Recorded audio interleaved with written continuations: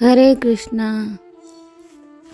भगवान के 24 अवतारों की कथा।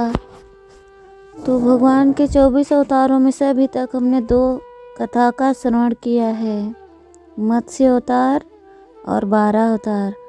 तो अब तीसरा अवतार है कमठ कच्छप अवतार की कथा।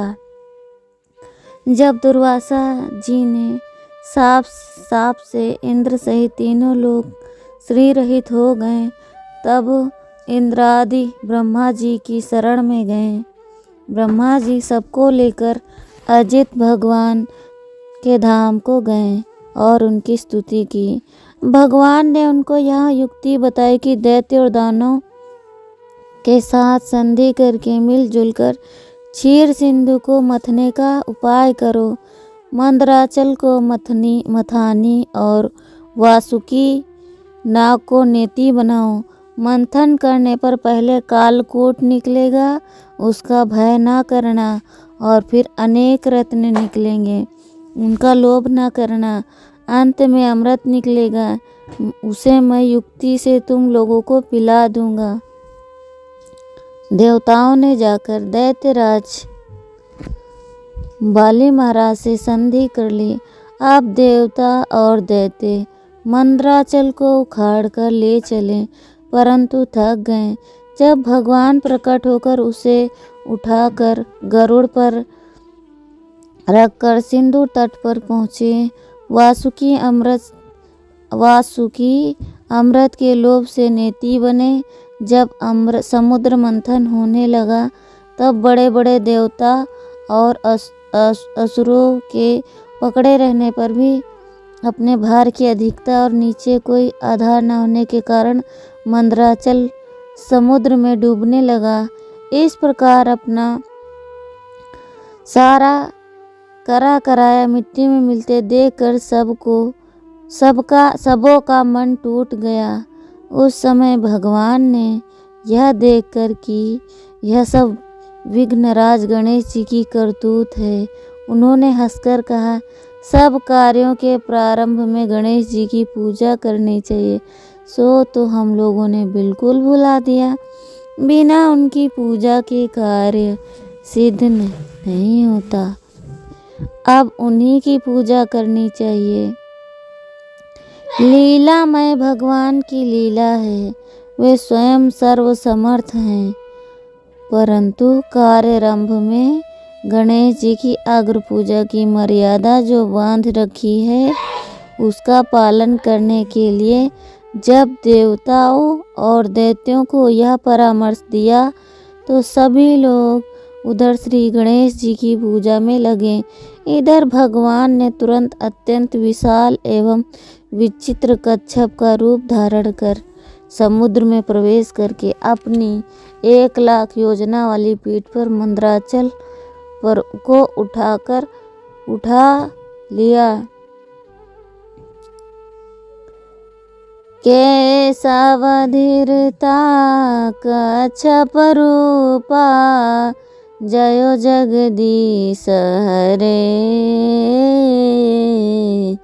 जयो जगदीश हरे। भगवान का तीसरा अवतार है जो कच्छप के रूप में हुआ। भगवान कच्छप रूप से मंदराचल को धारण किए हुए थे। विष्णु रूप में देवताओं के साथ साथ रहे थे। एक तीसरा रूप भी धारण करके मंदराचल को अपने हाथों से दबाए हुए थे कि कहीं उछल न जाए। मथते बहुत देर हो गई, परंतु अमृत न निकला। आप भगवान ने सहस्त्रबाहु होकर स्वयं ही दोनों ओर से मथना आरंभ किया। उस समय भगवान की बड़ी विलक्षण शोभा थी। ब्रह्मा शिव सनकादि जय जयकार करते हुए आकाश मंडल से पुष्पों की वर्षा कर रहे थे।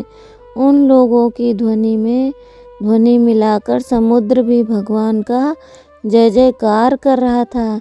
समुद्र से सर्वप्रथम हलाहल कालकूट विष प्रकट हुआ, उससे त्रैलोक के जलने लगा, तो उसे देवाधिदेव महादेव ने ग्रहण किया और फिर रत्न निकले। उनमें से कामधेनु और ऋषियों ने स्वीकार किया। उच्चैश्रवा नामक अति सुंदर बलिष्ठ अश्व को दैत्यों ने लिया। बाद में ऐरावत नामक महान हाथी निकला। वह देवताओं के राजा इंद्र को मिला। कौस्तुभ मणि के प्रति सभी ललायित थे। उसे भगवान ने अपने कंठ में धारण कर लिया।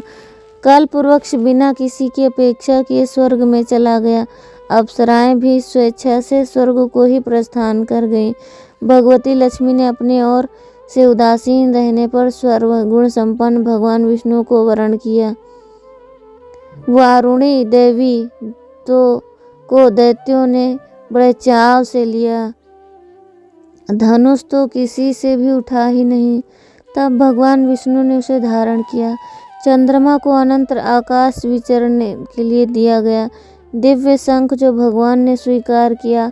अंत में अमृत कलश हाथ में लिए हुए प्रकट हुए धन्वंतरी महाराज। दैत्यों ने उनसे अमृत छीन लिया। देवता उदास हो गए। तब भगवान ने मोहिनी रूप धारण कर दैत्यों को व्योम हित कर अमृत कलश उनसे लेकर अमृत देवताओं को पिला दिया। देवताओं की पंक्ति में सूर्य और चंद्रमा के बीच एक राहु नामक दैत्य वेश बदलकर आ बैठा था। दैत्य आ बैठा था।